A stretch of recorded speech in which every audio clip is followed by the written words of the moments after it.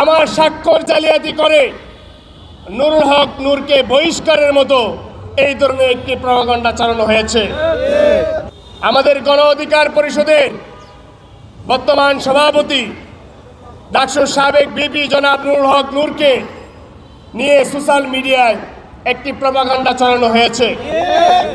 সেখানে আমি হাসান আল মামুন, বর্তমানে গণ অধিকার পরিষদের ভারপ্রাপ্ত সাধারণ সম্পাদক, আমার স্বাক্ষর জালিয়াতি করে নুরুল হক নূরকে বহিষ্কারের মতো এই ধরনের একটি প্রপাগান্ডা চালানো হয়েছে এবং এই প্রপাগান্ডা সারা দেশে ছড়িয়ে দেওয়ার দায়িত্ব নিয়েছে যারা 5ই আগস্টের আগে যারা আওয়ামী লীগের লুঙ্গির নিচে ছিল।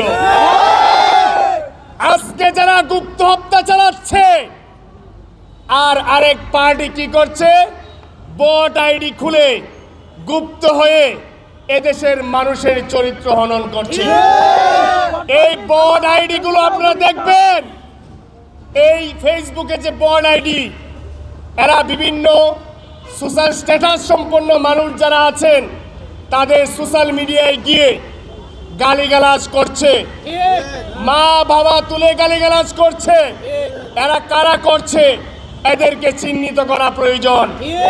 যদি আমরা চিহ্নিত করতে না পারি তাহলে কিন্তু এই বট বাহিনীর মাধ্যমে কিন্তু একটি সংঘাতের শঙ্কা রয়েছে।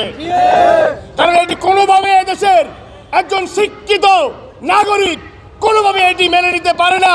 এইভাবে গুপ্ত থেকে মানুষের চরিত্র হনন এবং তার ফ্যামিলি সহ সকল কিছুকেই এই রাজনীতির মধ্যে গুলিয়ে ফেলা, এটি কোনোভাবে এদেশের মানুষ মেনে নেবে না।